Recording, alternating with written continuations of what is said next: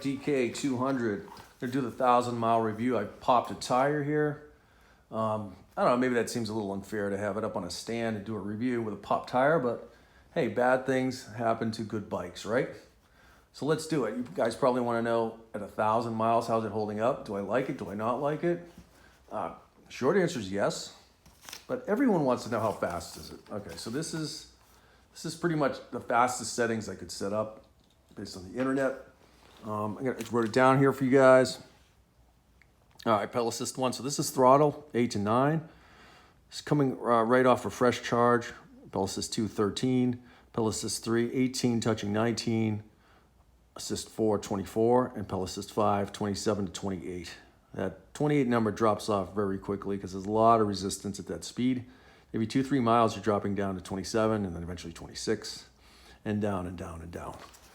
Is it the 1200? Well, the motor's stamped 1200, but a lot of people are saying it's a 750. I don't know. Let's do a direct comparison with the Rattan LM 750. Top speed of the 750 at the top PAS5 is 23, just touching 24, and then it drops.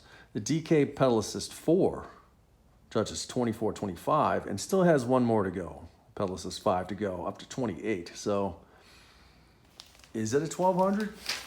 I don't know whether it is or not. Definitively, it is stamped 1200, but it feels every bit a 1200 compared to the Rattan LM 750.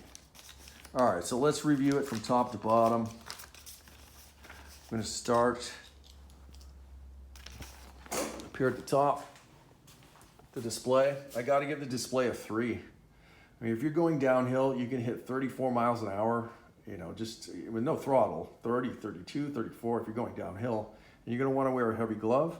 And these buttons are really hard to get to. And if you want to turn on the cruise control with a heavy glove, you're on the throttle and you're hitting that minus button. It's very hard to do with a heavy glove. Now, if you're not wearing a glove, it's fine. But if you want to be safe and you want to go fast, this controller, I prefer just 2 buttons and a power button, you know, down here. Why not? Why didn't they do that? You get a 3 for that one. Handlebar, I give it 8. I've swept it back here a bit. Very comfortable in this position. Geometry of the bike is very easy on my body. 5'10", 5'11", it's just perfect. I don't come home with any soreness in my neck or anything like that. It's good. The frame, I give a solid 8. It's got reinforcement up here in the front. It does have a cool look. It's got tubular steel, I think. It's actually pretty light. It looks really heavy, but I'm not a very strong guy. Without the batteries on, I can pick this up very easily. Let's go to the single chain. Some people could knock this as for not having any gears, but I actually think it's very effective, and I think a lot of thought actually went into what gear they used for this. Pedal assist 1, it's fine. Pedal assist 2, it's kind of like a cruising gear where you're just churning along. There's a lot of pedal assist coming from the motor, by the way. Pedal assist 3, you can still pedal. The cadence is very high though, like 1, 2, 3, 4, 1, 2, 3, 4, 1, 2, 3, 4, fast like that. So if you're going up at 18 miles an hour, say, and you just want to go up like a small hill, you could just help the motor chug right up that hill. I think the single chain actually works very well. Pedal 1, 2, and 3. You know, I think a lot of thought actually went into it. I got to give that maybe a 9 or a 10 actually. No gear, nothing complicated there, back there. They can break. Nothing, no twigs that can get in there. They can break things off. For mainly a throttle bike, I mean, this is exactly what I was looking for. I had no problem with it.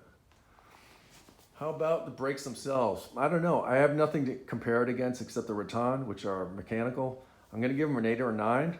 Very strong. Nothing wrong with these brakes. They are hydraulic. This bike did come with dual hydraulics.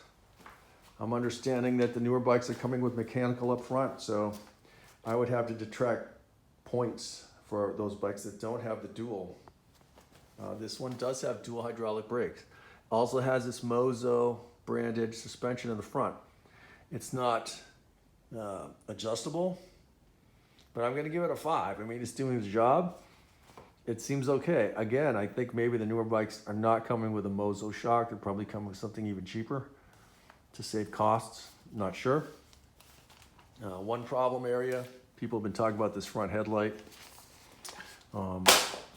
It does tend to move this way, and it moves this way while riding, and this piece has come off due to metal fatigue. So I had to just pull this off. I had to take the fender off, move this up. I need a solution for this jagged thing here. I will fix that, but that's for another day. That is a problem area that it's an oversight. What else? This is kind of cool, this space. This is where the battery mounts, but you can actually fit a second battery here if you're clever.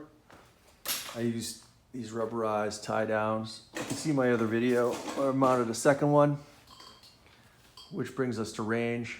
Climbing about 2,000 feet on one battery, my range is about 25 miles with not much pedaling, just completely chill. It's like two batteries range would probably be about 45 to 50 miles. And if you want to just sit at pedal assist too, I can imagine going 60 or 70 miles on the road, no problem. Anything else? Let's take a look at the hub.